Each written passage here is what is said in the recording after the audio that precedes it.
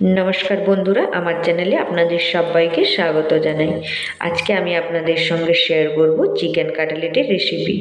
এই রেসিপিটির জন্য আমি এখানে নিয়ে নিয়েছি বোনলেস চিকেন। আমি বোনলেস চিকেনটাকে নুন হলুদ মাখিয়ে রেখেছি। এখন আমি এটাকে কিমা বানানোর জন্য দিয়ে দিয়েছি গ্রাইন্ডারের মগে। এখন আমি চিকেনের মধ্যে দিয়ে দেব কেটে রাখা পেঁয়াজ। এখন আমি দিয়ে দেব 7-8 কোয়া ছাড়ানো রসুন। এখন আমি দিয়ে দেব এক টুকরো আদা। এখন আমি দিয়ে দেব ধনে পাতা। আপনারা চাইলে এখানে পুদিনা পাতাও ব্যবহার করতে পারেন। এখন আমি দিয়ে দেব গোলমরিচের গুঁড়ো।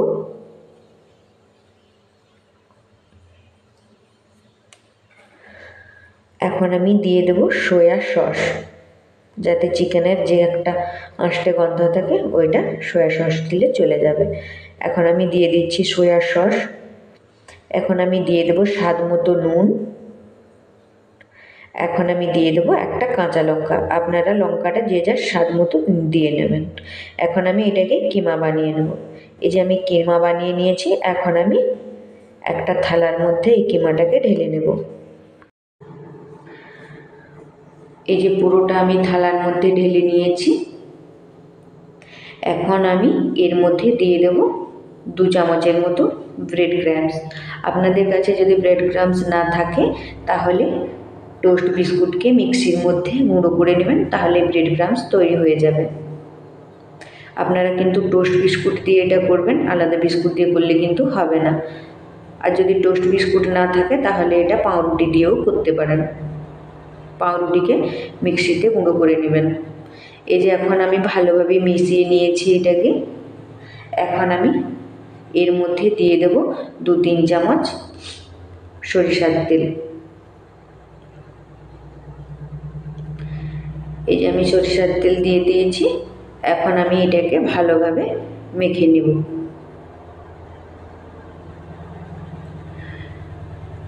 এই যে এটা আমার মাখা হয়ে গেছে। এখন আমি একটা ঘোল বানাবো। ঘোল বানানোর জন্য এখানে আমি নিয়ে নিয়েছি একটা ডিম। ডিমটাকে আমি ভেঙে নিয়ে নেব বাটির মধ্যে। এখন আমি এর মধ্যে দিয়ে দেব গোলমরিচের গুঁড়ো, দিয়ে দেবো সামান্য একটু নুন, দিয়ে দেবো 1 চামচের মতো কর্নফ্লাওয়ার,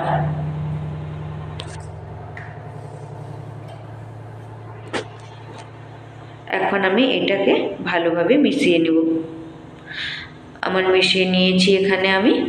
এখন আমি চিকেন কিমাটার থেকে কাটলেটের শেপ দিয়ে নেব। আপনাদের যার যেরকম শেপ পছন্দ সেভাবে বানিয়ে নেবেন। আমি এখানে একটা স্কয়ার শেপের একটা বানিয়ে নিচ্ছি। হাতের তালুর সাহায্যে আমি হাতের তালুতে তেল লাগিয়ে নিয়েছি। এখন আমি এরকম একটা ছুরির সাহায্যে সাইডগুলোকে ভালোভাবে প্লেন করে শেপ দিয়ে নিচ্ছি।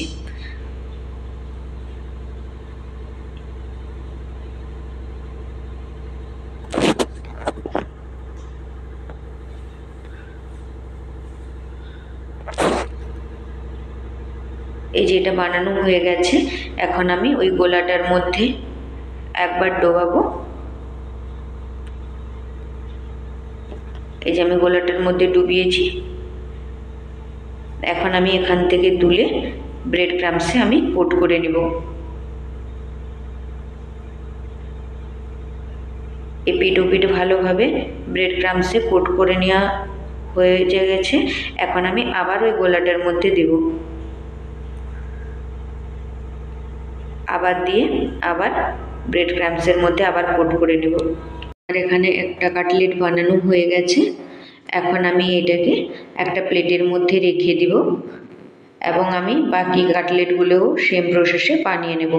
আপনাদের যার যেমন শেপের পছন্দ আপনারা ওই রকম শেপের কাটলেট বানিয়ে নেবেন। এই চিকেন কাটলেটের রেসিপিটা অবশ্যই আপনারা ইভিনিংয়ের স্ন্যাক্স হিসাবেও বানাতে পারেন, কিংবা ঘরে কোনো গেস্ট আসলে অবশ্যই স্টার্টারে আপনার সার্ভ করতে পারেন। আমার এই রেসিপিটা ফলো করে অবশ্যই একবার ঘরে ট্রাই করে দেখুন এবং কেমন হয়েছে সেটা যেন কমেন্ট করতে না ভুলেন। এবং যদি আমার এই ভিডিও আপনাদের ভালো লেগে থাকে অবশ্যই লাইক, শেয়ার এবং কমেন্ট করতে যেন না ভুলেন। এই রকম নিত্য নতুন বাঙালি রান্নার রেসিপি দেখার জন্য অবশ্যই আমার চ্যানেলটাকে সাবস্ক্রাইব করে দিবেন এবং পাশে থাকা বেল আইকনটিকেও অন করে দিবেন, যাতে আমার ভিডিওর নোটিফিকেশান সবথেকে প্রথমে আপনার কাছে পৌঁছায়। আমার সবগুলো চিকেন কাটলেট রেডি হয়ে গেছে। এখন আমি এগুলোকে সেট হওয়ার জন্য ফ্রিজে 1 থেকে 2 ঘন্টার জন্য রেখে দেবো। আমরা কিন্তু এটাকে নর্মাল ফ্রিজে রাখবো, ডিপ ফ্রিজে রাখবো না। ফিরে আসছি 2-3 ঘন্টা পরে। এখন আমি কড়াইতে তেল দিয়ে এটাকে আমি ডিপ ফ্রাই করে নেব।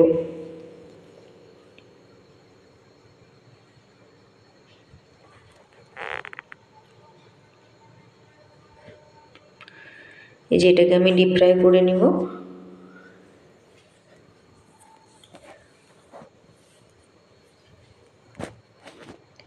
এটাকে লো ফ্লেমে ভালোভাবে ভাজতে হবে। হাই ফ্লেম করলে কিন্তু পুড়ে যাবে, ভিতরটা ভালোভাবে সেদ্ধ হবে না, চিকেনটা কাঁচা থেকে যাবে। তাই আমরা মিডিয়াম টু লো ফ্লেমে রেখে এটাকে ভাজবো। আমি এরকম একটা কাঁটা চামচ নিয়ে নিয়েছি কাটলেটগুলোকে উল্টানোর জন্য। আপনাদের যার যেটা সুবিধা এপাশ ওপাশ ভালোভাবে উল্টে করে ভেজে নেবেন। এই যে দেখুন কি সুন্দর কালার চলে এসেছে। আমি এপিট ওপিট ভালোভাবে উল্টে পাল্টে ভেজে নেব। চিকেন কাটলেট প্রায় রেডি হয়ে গেছে। এখন আমি এগুলোকে নামিয়ে নেব। বাকিগুলোকেও আমি সেম প্রসেসে ভেজে নেব।